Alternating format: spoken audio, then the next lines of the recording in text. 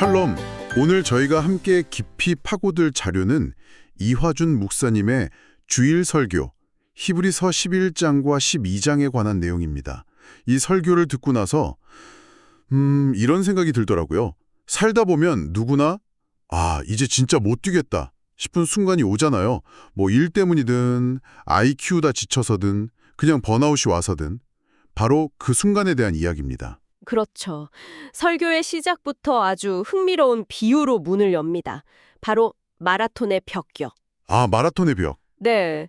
선수들이 보통 30에서 한 35km 지점에서 갑자기 몸이 돌처럼 굳고 더 이상 못 뛰겠다고 느끼는 현상이요. 근데 재밌는 건 과학자들이 분석해 보니까 이게 단순히 에너지가 다 떨어져서가 아니라는 거예요. 저도 그 부분 되게 신기했어요. 그러니까 몸에는 아직 비상에너지가 남아있는데 뇌가 먼저 이러다 큰일 난다, 멈춰 하고 딱 브레이크를 거는 거잖아요. 맞습니다. 일종의 자기보호 시스템인 거죠. 그런데 진짜 드라마는 그 다음부터더라고요. 네. 마지막 2km 경기장에 들어설 때요. 수만 명의 관중이 막 자기 일처럼 힘내, 다 왔어 하고 소리치기 시작하면 그 뇌에 멈추라는 명령을 이기고 다시 뛸 힘이 생긴다는 거죠. 이건 뭐 근육의 힘이 아니라 희망, 연대감 같은. 네, 그런 심리적 에너지가 작동하는 겁니다. 바로 그 지점이 설교가 우리에게 던지는 질문인 거죠. 우리 인생이라는 경주에서 뭐 직장의 벽, 육아의 벽에 딱 부딪혀서 이제 끝인가 봐 할 때 우리를 다시 뜨게 만드는 그 응원 소리는 과연 어디서 들려오는가? 그리고 설교는 히브리서 11장을 스크린처럼 딱 펼쳐서 우리에게 그 응원단을 보여줍니다. 바로 구름같이 둘러싼 허다한 증인들, 그러니까 우리보다 먼저 믿음의 경주를 완주한 그 선배들이요. 그들이 지금 우리를 향해 힘내, 할 수 있어 외치고 있다는 겁니다. 그리고 그 응원을 들으면서 우리가 시선을 고정해야 할 단 한 사람. 바로 예수님. 네, 예수님을 가리키는 거죠. 잠깐만요. 근데 여기서 좀 궁금한 게 생기는데요. 아마 듣는 분들도 저처럼 생각하실 것 같아요. 저희는 이미 예수님을 믿는 사람들이잖아요. 그런데 왜 새삼스럽게 또 예수님을 바라보자고 하는 걸까요? 너무 당연한 얘기를 반복하는 느낌이라서요. 바로 그 당연하다는 생각 때문에 우리가 생각보다 예수님을 잘 안 보고 있다는 반증 아닐까요? 설교의 지적이 정말 날카로웠어요. 한번 생각해 보세요. 우리가 아침에 눈 떠서 잠들 때까지 뭘 제일 많이 보죠? 스마트폰이죠. 그렇죠. 걱정거리 생기면 뭘 보나요? 통장 잔고나 주식 앱을 열어보죠. 그 누구도 우리한테 자, 다 같이 돈을 바라봅시다 하고 외칠 필요가 없어요. 이미 다들 너무 열심히 보고 있으니까요. 그러네요. 예수님을 바라보자는 말이 필요하다는 것 자체가 우리가 그만큼 다른 걸 훨씬 더 많이 보고 있다는 뜻이군요. 정확합니다. 물론 설교가 뭐 돈 보는 건 나쁘고 예수님만 보는 게 착하다 이런 이분법적인 얘기를 하는 건 절대 아니고요. 핵심은 무엇을 보느냐를 넘어서 누구의 눈으로 보느냐의 문제로 넘어갑니다. 누구의 눈으로 보느냐. 그래서 그 부자 청년하고 삭개오 이야기가 나오는군요. 네. 마태복음 19장에 부자 청년은 자기 재산을 자기 눈으로 봤습니다. 그러니까 내 소유를 팔아 가난한 자들에게 주라는 예수님의 말씀이 자기 걸 포기하라는 요구로만 들렸던 거죠. 그래서 근심하며 돌아설 수밖에 없었고요. 반면에 누가복음 19장의 삭개오는 달랐어요. 그는 예수님을 너무 좋아하고 계속 바라본 나머지 어느새 자기 재산을 예수님의 눈으로 보기 시작한 거예요. 맞아요. 그랬더니 예수님이 시키지도 않았는데 주여 보시옵소서 내 소유의 절반을 가난한 자들에게 주겠습니다. 이런 고백이 그냥 터져 나온 거죠. 이게 정말 중요한 포인트 같아요. 누군가를 진심으로 좋아하면 그 사람이 시선을 갖게 되잖아요. 아내가 들꽃을 좋아하면 처음엔 관심도 없던 남편이 길 가다 들꽃만 보면 사진 찍어 보내는 것처럼요. 바로 그겁니다.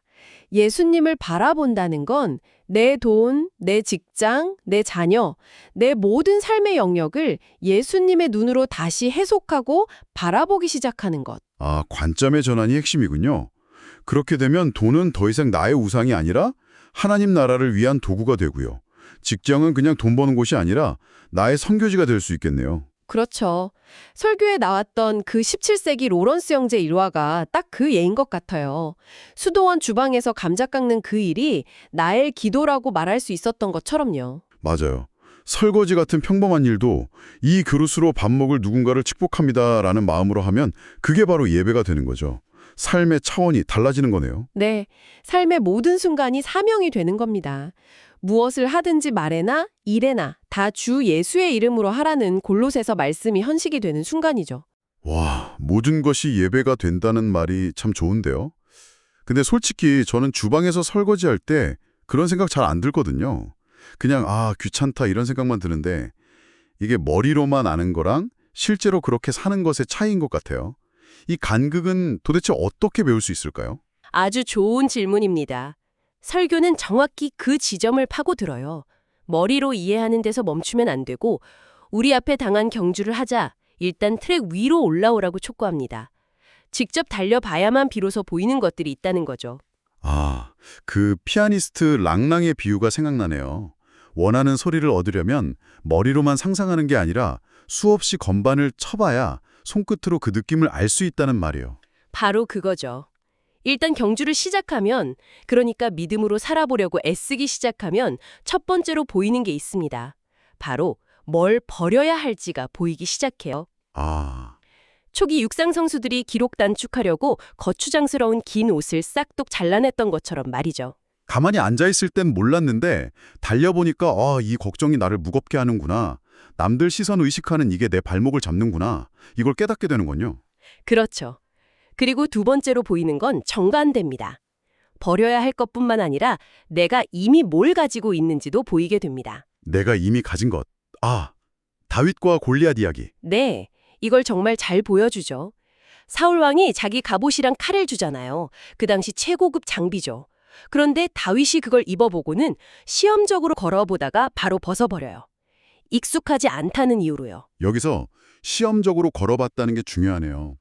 그냥 입어만 본 게 아니라 그걸 입고 움직여 본 거군요. 달려본 거예요. 맞아요. 그리고 깨달은 거죠. 이건 내 것이 아니다. 그리고 그가 선택한 건 뭐였죠? 자기 손에 가장 익숙했던 양치기 막대기랑 물맷돌이었죠. 바로 이겁니다. 하나님께서 다윗에게 무슨 슈퍼파워를 주신 게 아니라 다윗이 양을 치던 그 평범한 일상 속에서 이미 단련했던 기술과 도구를 사용하셨다는 거. 와. 오병이어의 기적도 마찬가지네요. 하늘에서 빵 공장을 여신 게 아니라 한 어린아이가 내놓은 보리떡 5개와 물고기 2마리, 그 도시락에서 시작됐잖아요. 그렇습니다. 달려보기 전에는 이게 무기가 될지 기적의 재료가 될지 아무도 몰랐던 거죠. 와, 듣고 보니 정말 그렇네요. 내 손에 있는 게 너무 평범하고 보잘것없어 보였는데 일단 그걸 들고 경주를 시작하면 하나님이 그걸 사용하신다는 믿음이 생기네요. 그리고 또 보이는 게 있다고요? 네. 마지막으로 가장 중요한 것. 달려보면 하나님께서 함께 뛰고 계심이 보입니다. 내가 혼자 이악 물고 뛰는 게 아니었구나 하는 걸 깨닫게 되는 거죠. 내 앞에서 길을 여시고 내 옆에서 보조를 맞추시고 지칠 땐 뒤에서 밀어주시는 분이 계시다는 걸 체험하게 됩니다. 그게 바로 오직 여호와를 앙망하는 자는 새 힘을 얻으리니 라는 말씀의 진짜 의미겠군요. 관중석에 앉아서는 절대 느낄 수 없는 경주자만이 누리는 특권 같은 거네요. 맞습니다. 경주자만의 경험이죠. 이 설교에서 제 머리를 쿵 하고 때렸던 부분이 바로 다음 개념이었어요. 믿음의 4글자, 하나님의 100만자. 와, 이 비유는 정말 그렇죠. 정말 강력한 메시지죠. 히브리서 11장에 나오는 믿음의 영웅들을 보세요. 아브라함, 노아, 이스라엘 백성. 성경은 그들의 위대한 업적을 아주 간단하게 요약합니다. 믿음으로 아브라함은, 믿음으로 그들은 홍해를 건넜으며 그들이 한 행동 자체는 그냥 믿음으로라는 4글자로 끝나요. 아브라함은 그냥 걸었고 이스라엘 백성은 그냥 바다를 건넜을 뿐이라는 거죠? 네. 하지만 그 단순한 4글자짜리 행동 뒤에는 보이지 않는 하나님의 어마어마한 일들이 숨어 있었다는 거잖아요. 설교에 나온 수술실 비유를 듣고 무릎을 쳤습니다. 환자 가족은 수술 끝나고 나온 의사 한 명에게 감사합니다 하고 인사하지만 사실 그 수술실 안에서는 마취과 의사부터 간호사, 응급팀까지 20명이 넘는 사람들이 한 팀으로 움직였다는 비유요. 네.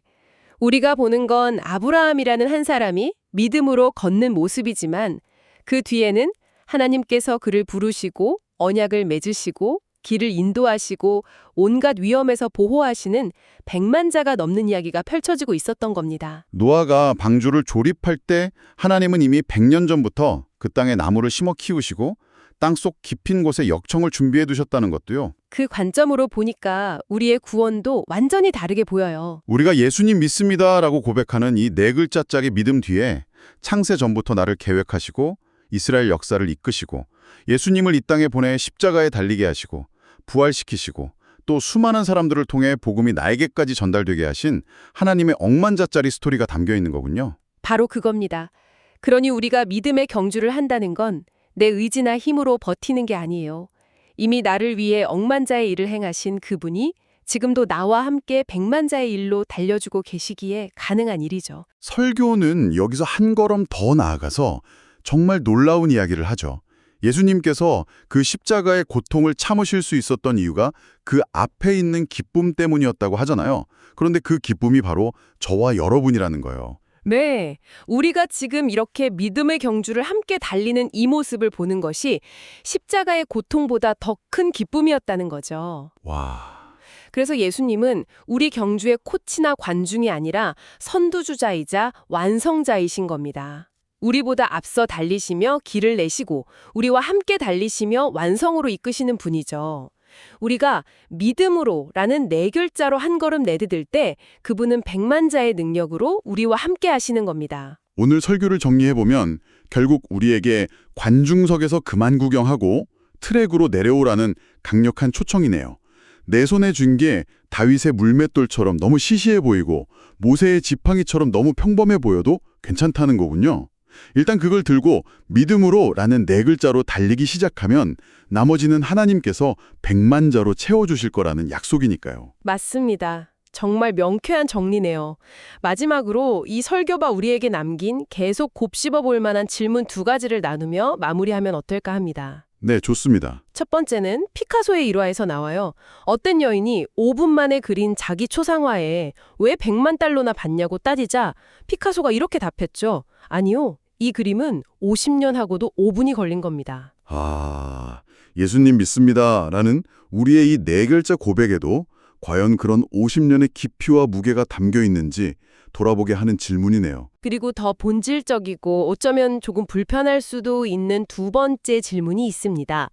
우리가 은행 ATM 기기를 좋아하나요? 아니죠. 우리는 그 기계에서 나오는 돈을 좋아하는 겁니다. 기계 자체에는 관심 없어요. 고장나면 화만 내죠.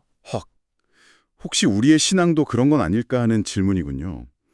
내가 예수님이라는 분 자체를 사랑하고 좋아하는 게 아니라 예수님을 통해 얻게 될 천국, 죄사함, 축복 같은 혜택들만 좋아하는 건 아닌지. 와, 우리 신앙의 진짜 동기가 무엇인지 깊이 성찰하게 만드는 질문인 것 같습니다. 하나님 나라를 누리는 행복한 삶이 되시기 바랍니다.